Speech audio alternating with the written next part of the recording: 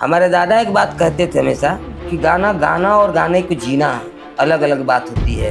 बाबूजी मेरे बहुत संघर्ष किए। बिरहा के पेड़ त ई दुनो गवैया लगोले मोरई गोगा और सहदेव वो अपने दौर पे उच्च स्थान या उस श्रेणी के कलाकार माने गए। सहदेव खलीफा को भी हमने देखा जो हरिनंदन के शिष्य थे। जब तक तू सहदेव को बिटवा रामदेव रहा तब तक तू केम गवैया थोड़ा गर्म मिजाज के थे दादा हमारे। इस वीडियो के प्रायोजक हैं विजय बहादुर यादव, बिरहा प्रेमी और उद्योगपति, गुड़गांव, हरियाणा। मूल निवासी ग्राम रामसरपुर, रतुआ पार, अतरौलिया, आजमगढ़, उत्तर प्रदेश। सहदेव खलीफा जब अपने अंतिम समय में थे और बीमार थे, उस समय उनके पुत्र महान गायक रामदेव और उनके बीच एक बिरहे में मुकाबला है और उस मुकाबले में सहदेव खलीफा की आवाज़ की ताकत से इस बात का अंदाज़ा लगाया जा सकता है कि वे अपने समय में, अपनी जवानी के दिनों में कितने बड़े गायक रहे होंगे। खूब सिंगार बनाई, पद्मा दिल में लिया ठहराई, कैसे छूटेंगे मेरे महाराज। दुपति को चली छोड़ाने सती मोहनी रूप बना ली है। पति को चली छुड़ाने सती मोहनी रूप बना ली है। पति को चली छुड़ाने सती मोहनी रूप बना ली है। अरे चंद्र बदन मनोहर नयन में मधुर मधुर अरुणाई है। और ललाट पर लट उलट रहे बीच मंगन लाल बिछाई है। गोद कपोल बने बाके थाके लखिलो गलुगाई है। अंग अंग श्रृंगार किए खूब छवि अपार छहराई है। देखन में अति बाकी झांकी है पद्माती। भीतर भरा हलाहल बादशाह को जहर की प्याली है। भीतर भरा हलाहल बादशाह को जहर की प्याली है। भीतर भरा हलाहल बादशाह को जहर की प्याली है। देखन में अति बाकी झांकी है पद्मा की। भीतर भरा हलाहल बादशाह को जहर की प्याली है। भीतर भरा हलाहल बादशाह को जहर की प्याली है। भीतर भरा हलाहल बादशाह को जहर की प्याली है। और देवी जान का कर सुमिरन पीरों से बचन बखाना जी। करो लाल जी बकहलाल मत पीछे कदम हटाना। करके समर जमुनेश्वर से चाहिए राजन को छुड़ाना। खाए कसम उस क्षण छत्ती सुन रानी का मनमाना। सुमिरन कर बम भोला तुरता उठा लिए है डोला। डोला बढ़ाया गाड़ी मानहूर परियों की निकाली है। डोला बढ़ाया गाड़ी मानहूर परियों की निकाली है। डोला बढ़ाया गाड़ी मानहूर हरियों की निकाली है।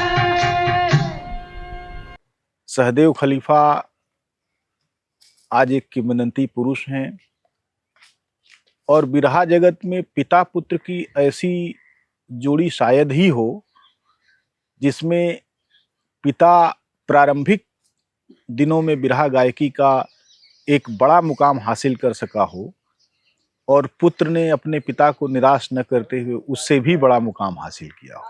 रामदेव जितने महान गायक थे, सहदेव खलीफा उससे जरा भी कम नहीं थे। उनके बारे में कहा जाता है कि उनकी आवाज़ बांसुरी की तरह थी, इसलिए उनका एक लोकप्रिय नाम सहदेव यादव बांसुरी वाला भी है। हमारे दादा एक बात कहते थे हमेशा कि गाना गाना और गाने को जीना अलग अलग बात होती है।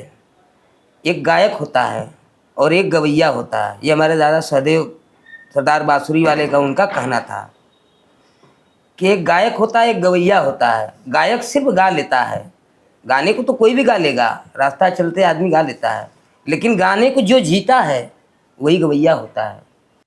सहदेव यादव का जन्म चौबेपुर के पास मजीरा गांव में हुआ था। उनका जन्म संभवतः 1905-7 के आसपास किसी वर्ष में हुआ होगा। वे एक किसान परिवार से निकले थे। उनके एक और भाई थे। बाद में जब वे युवा हुए, उन्होंने अपने परिवार को लेकर बनारस का रास्ता लिया और यहाँ विश्वेश्वरगंज के पास आकर रहने लगे। उन्होंने पहले बैलगाड़ी हाँकी और विश्वेश्वरगंज मंडी में पल्लेदारी का काम किया। बाद में उनको लगा कि इससे जीवन निर्वाह तो हो सकता है, लेकिन एक बड़े कुनबे का भरण पोषण और भविष्य किसी भी तरीके से सुरक्षित नहीं है। तब उन्होंने व्यवसाय में उतरने की सोची और सबसे पहले उन्होंने घी का व्यापार किया। उस समय घी का व्यापार बहुत महत्वपूर्ण व्यापार हुआ करता था और देसी घी का कारोबार नेपाल से लेकर भारत तक फैला हुआ था।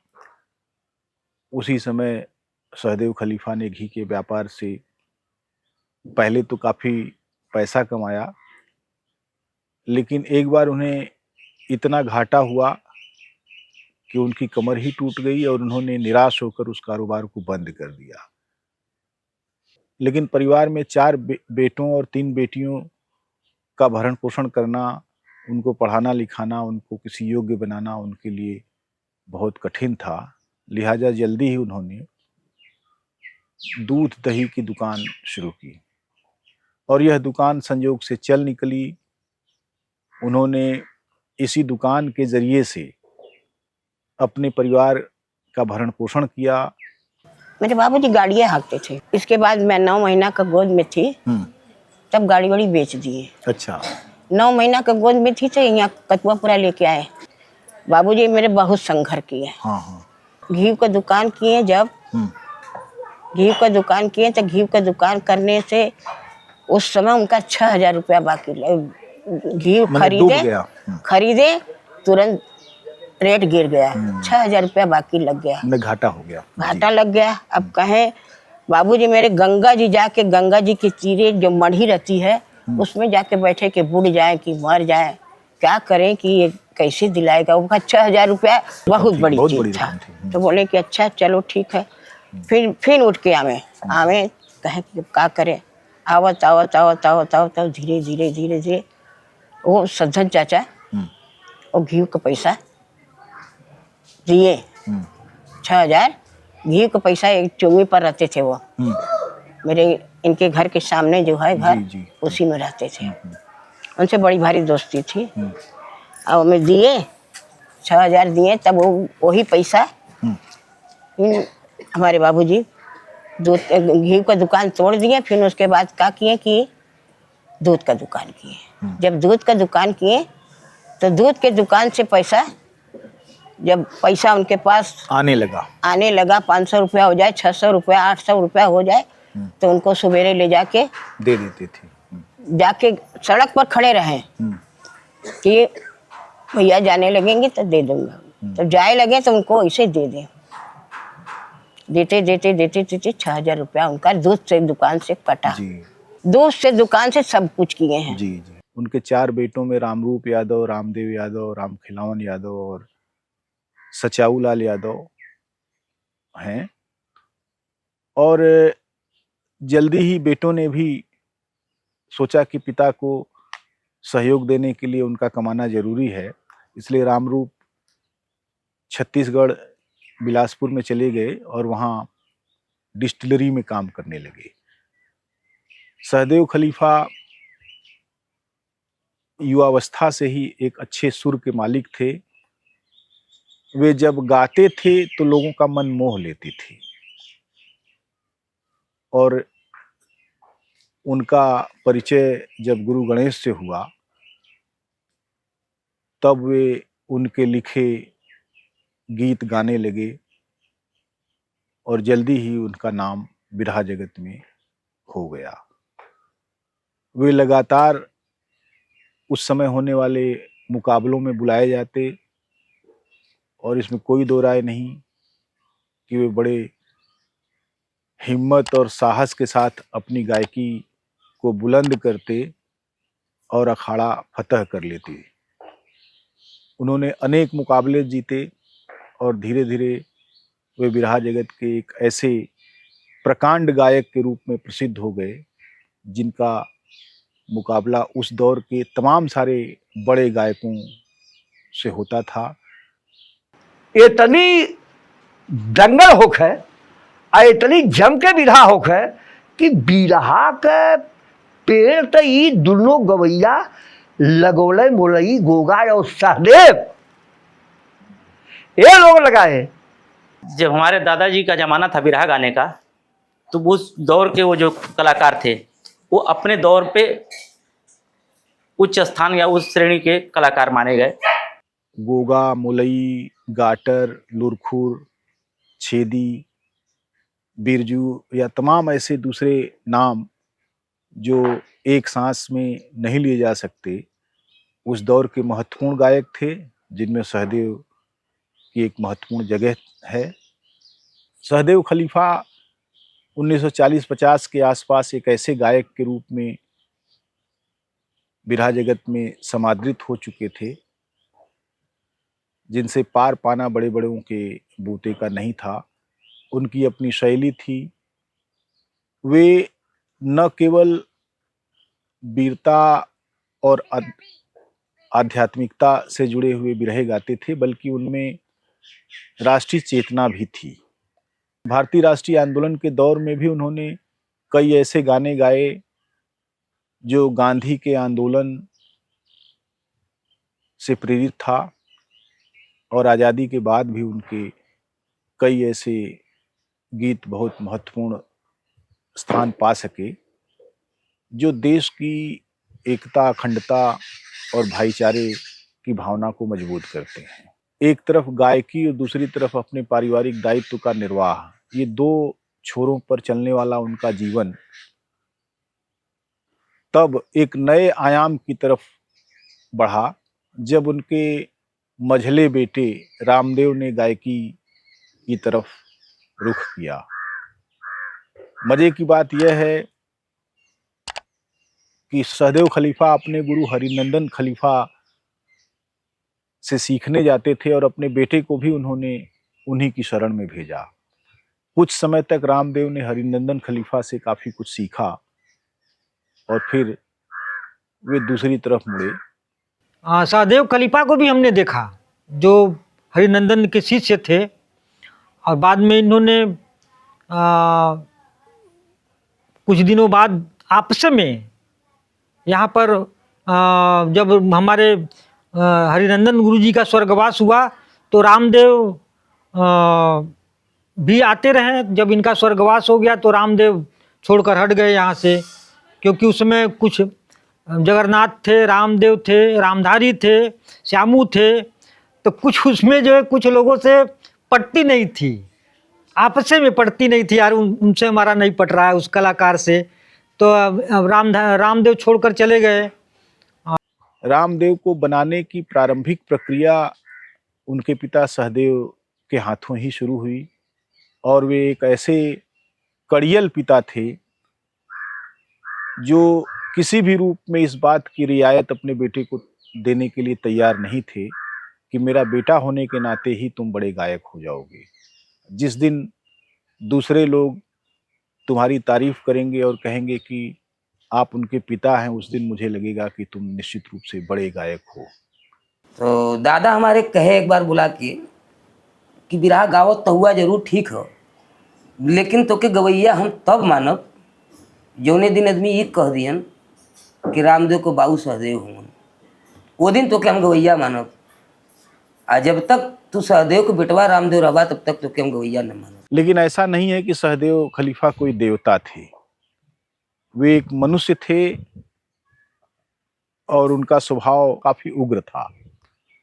कई बार वे ऐसी हरकतें भी कर देते थे जो स्वयं उन्हीं को नागवार गुजरती थी और फिर वे पश्चाताप के गहरे सागर में डूब जाते थे। ऐसी कुछ घटनाओं का उल्लेख उनके पौत्र शारदा यादव बेकहल करते हैं। थोड़ा गर्म मिजाज के थे दादा हमारे। गर्म का मतलब यह कि सामने वाला व्यक्ति को, अगर किसी व्यक्ति को अगर एक बार देख लेते थे तो तुलना कर देते थे कि ये आदमी किस नेचर का है, किस विचार का है। एक बार सिर्फ देखने पर जान जाते थे कि विचारधारा की को जान जाते थे कि ये आदमी सच्चा है या झूठा है। अच्छा, अगर सही है तो उसको दिल से लगा लेते थे, अगर गलत है तो उसको घर के अंदर हलने नहीं देते थे, गायब मैदान साहब। और लोगों को समझाते थे कि ये हमारे सामने न पड़े। थोड़ा गर्म भी थे, था ऐसा। एक बार है, दूध की हमारे रोड पे दुकान थी, दादा उसको दूध मलाई की दुकान थी, करते थे और थोड़ा दयालु भी थे। लेकिन होता है ना कि वो अभी हमारे खानदान में चला आ रहा है, ये परंपरा चली आ रही है, वो ब्लड में ही हम लोगों के जिन्स में है वो, कि ऊपर से नारियल से की तरह लगेंगे, कठोर लगेंगे, अंदर से लेकिन नर्म है। दादा अपना दूध बना रहे थे, किसी बात पे गुस्सा में थे, थोड़ा गुस्से में थे और दूध अपना बना रहे थे। एक भिखारी था और आया तो माँ कब दादा तेरी कुछ दा। एक बार नहीं बोले, दोबारा जो बोला तो गुस्से में उठा के दूधवा इसे फेंक दिए, पुरवा का दूध उठा के फेंक दिए। फेंकने के बाद इनको लगा कि यार हमने तो गलत कर दिया, तो गरीब आदमी है उसके ऊपर हमने दूध फेंक दिया। बस तुरंत उसको बैठा सारा काम छोड़ के उसको बैठा के पूरा मुंह उसका पोछे, धुला के उसका पैर और पूरा दबा के उसको बैठा के पूरा मलाई खिलाए, दूध पिलाए, उसके बाद पैसा भी दिएगा कि हमसे गलती होगा, क्षमा हो। तो ऐसे भी थे वो। इस तरीके से चलते हुए सहदेव खलीफा ने एक लंबी उम्र प्राप्त की और 90 के दशक में उनका निधन हुआ। उनके परिवार में रामदेव के बाद उनके 3 पौत्रों ने गायकी का दामन थामा, जिनमें से एक पप्पू लाल का असमय निधन हो गया, लेकिन 2 अभी भी सक्रिय हैं। लेकिन उन लोगों के लिए भी यह कठिन है कि वो अपने पिता और अपने दादा की ऊंचाई को छू सकें। बिरहा के इतिहास में सहदेव का पूरा परिवार बिरहा के लिए जिस तरीके से जाना जा रहा है, वह निश्चित रूप से सहदेव खलीफा की कमाई का एक बड़ा उदाहरण है, जिसमें रामदेव ने इतना कुछ जोड़ दिया कि वे एक किंवदंती गायक के रूप में हमारे बीच में बचे रहेंगे। उनकी गायकी के दर्जनों रंग सुरक्षित हैं और आने वाली पीढ़ियां भी उनको जानती रहेंगी। सहदेव खलीफा की आवाज़ के कुछ एक नमूने बचे हुए हैं, जिनको सुनते हुए हम यह समझ सकते हैं कि वे कितने बड़े गायक थे। उन्होंने बिरहा जगत को जो दिया उसे कभी भी भुलाया नहीं जा सकता।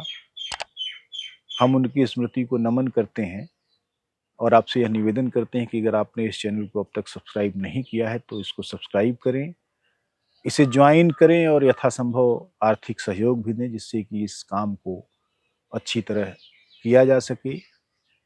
नमस्कार। इस वीडियो के प्रायोजक थे विजय बहादुर यादव, बिरहा प्रेमी और उद्योगपति, गुड़गांव, हरियाणा। मूल निवासी ग्राम रामसरपुर, रतुआ पार, अतरौलिया, आजमगढ़, उत्तर प्रदेश।